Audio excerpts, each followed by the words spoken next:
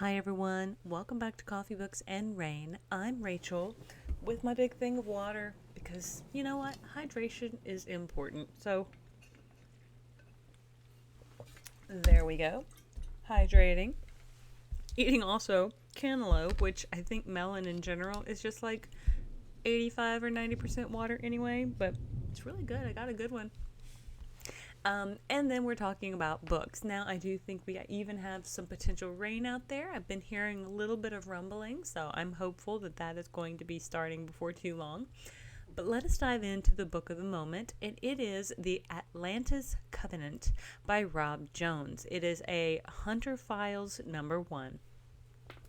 And I wasn't sure if this was going to be #1 or not because I feel like there was potential for there have been other adventures, but I think it's very much in the vein of Indiana Jones, where he's done some other archaeology things. He's kind of, oh Leo, are you okay, buddy? Are you okay? You want me to come get you? Gotta go get the boy. Come here, honey.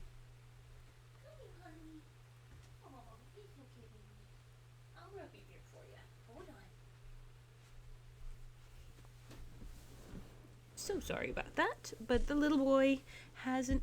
He is gonna have his ears checked probably in the next 2 weeks.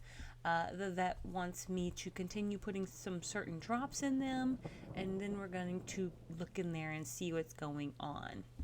But he seems to always have itchy ears right now, and we're not sure if it's allergies or what. But back to the book of the Atlantis Covenant. So, again, it is in the vein of Indiana Jones, where it feels like this particular guy, Max Hunter, I was going to say Hunter Max, but Max Hunter, has already kind of established his archaeology bona fides, and he is kind of world famous for being good at what he does. So sorry. But let's dive into the summary, and we will go from there. I think eating the melon has given me a little bit of the burps. So sorry about that. The greatest mystery of all time is about to be revealed. When world-famous archaeologist and ex-soldier Max Hunter finds a mysterious artifact in a tomb. Sorry. There was something on my screen that made it look like bomb, and I'm like, that doesn't sound right. In a tomb beneath the gates of Nineveh? Somewhere like that. It's in Iraq. I remember the very first place that he's at is in Iraq. His lifelong dream of finding Atlantis comes one step closer, but there's a problem. He is not the only one looking for it, and his discovery unleashes a high-speed hunt for the lost civilization between a mysterious Swiss foundation, the FBI, the world's most secretive society, and the world's most secretive society. From the dangers of the Iraqi desert to Cuba and the jungles of El Salvador to the enigmatic Valley of the Kings in Egypt, Hunter faces a race against time and murderous enemies who will stop at nothing to kill him and claim the greatest prize in history for themselves. As he fights for his life, it soon becomes apparent that his enemies are hoping to find more than lost history in Atlantis, and are searching for something altogether more sinister. Can he use his unique ingenuity and knowledge to decipher the clues and find Atlantis and its lethal treasures before they fall into the enemy's hands? Packed with high-octane chases and breathtaking suspense, The Atlantis Covenant is the first thriller in the brand-new Hunter Files series from the author of the best-selling Joe Hawk series, Rob Jones.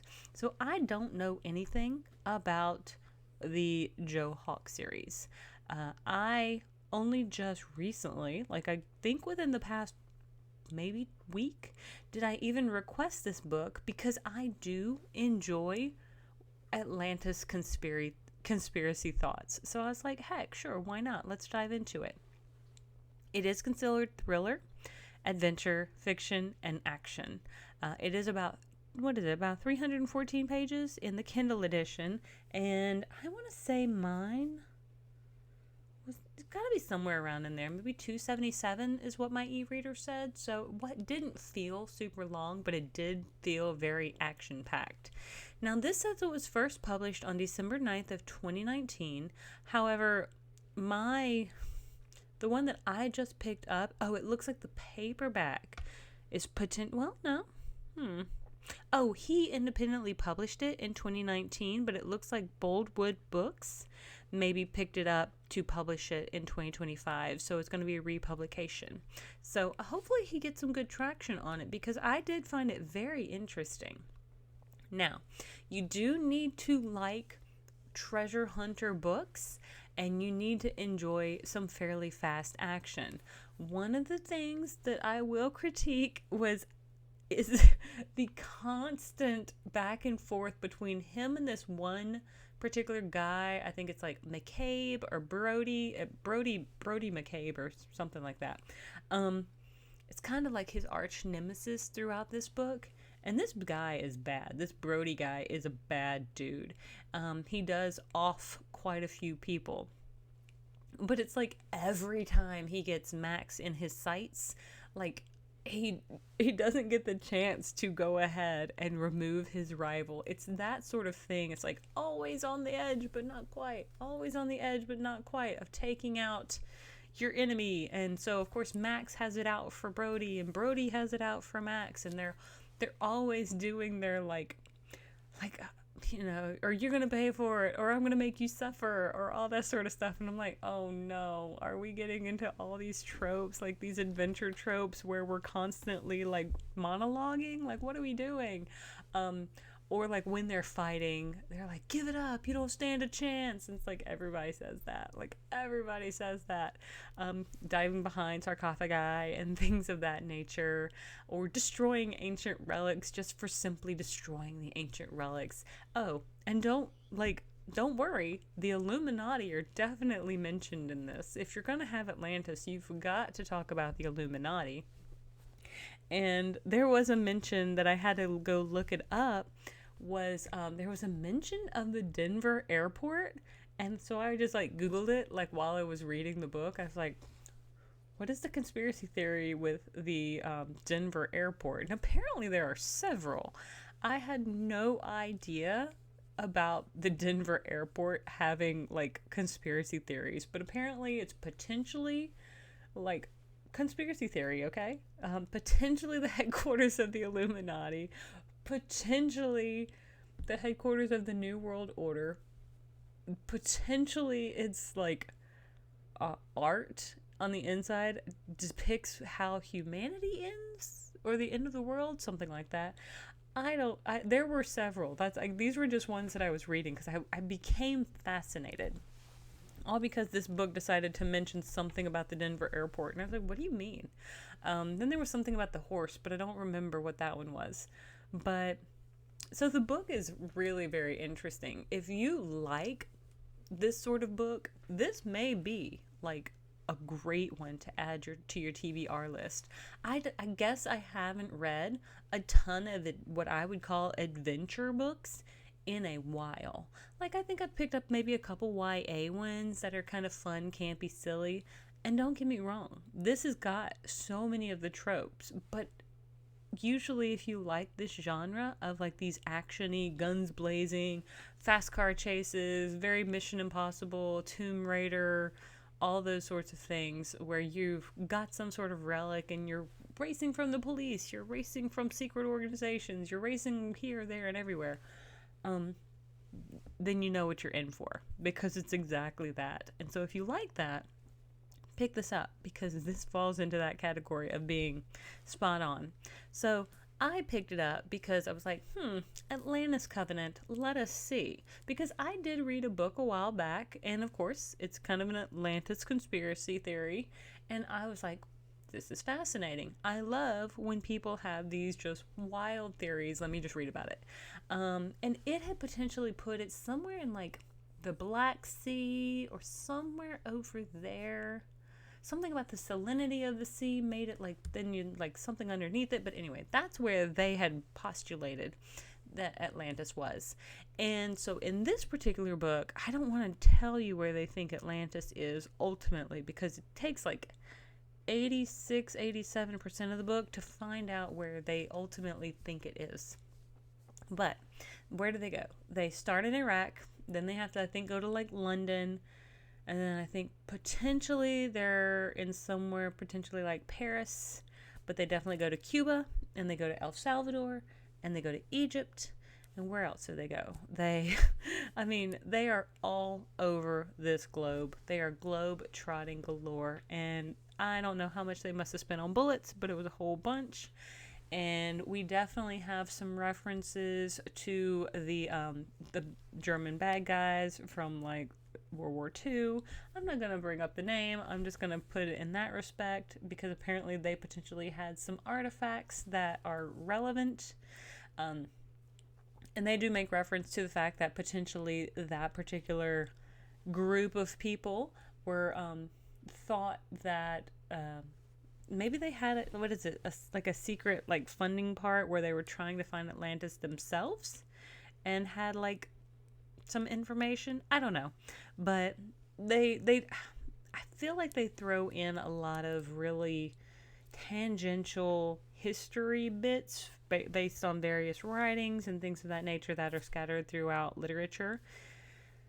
No real science that I can find, but I don't read these books for factuality. I don't read these books for plausibility. I read them for the fun and for the entertainment of them and the potential of the what if.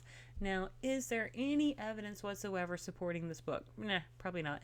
But does it feel like a really good like Dan Brown book? Yeah, I loved it. Like, I read all of the Dan Brown books with regards to like, you know, the Da Vinci Code and like, well, I used to have all of those, but I think I've donated them since I've moved around so much.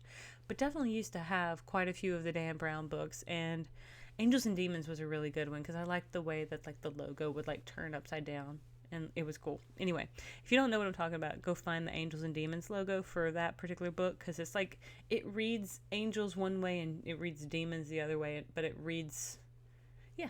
Anyway, it's one of those kind of like written things that has a cool, is it like optical illusion sort of thing? I don't know. It says both things at the same time. And back to this, Hunter is very much, he works for UNESCO, is that right? The world, I don't know. He something like that. He works for one of those like UNESCO world like history organizations. And so then he agrees to go help this rich guy, Rohrbach, find this particular, like, goes to go barter against this cartel guy for this artifact. Well, of course, that doesn't go well because now he's authenticated the artifact, and so the cartel guy wants to keep that and the guy who authenticated it, because now he can get more money, or he can take out the authenticator. And now, if you're willing to pay $10 million for it, then it must be worth way more than that. And so that deal goes sour very quickly. And of course, we're still trying to run from this Brody McCabe person who seems to be working for somebody else. And Hunter he's like, well, I was hired to do a job, but honestly, I just want to find these artifacts because they're going to get me closer to Atlantis. Because he's super, super interested in finding Atlantis. It's one of his life goals to find it. So honestly, they probably don't even have to pay him at this point to go find it. He's like, just point me, like, let me just see the artifacts, and I want to go. So I do think that this really like captured my attention so much. I am definitely hooked to reading more about what adventures Max Hunter gets on. I honestly wish like this could be a potential like Amazon series for all I'm like really concerned, because I would watch it. I would. I mean, I don't even care how outrageous it is. And some people are probably going to critique it and be like, well, it's just so outrageous, it's so crazy. And I'm like, whatever. It's not meant to be, again, it's not meant to be plausible. It's a great archaeological thriller. Go for it. And yeah, it's helping us explore those unknown mysteries of our history. Where is Atlantis? Was Atlantis real? Who knows? Potentially.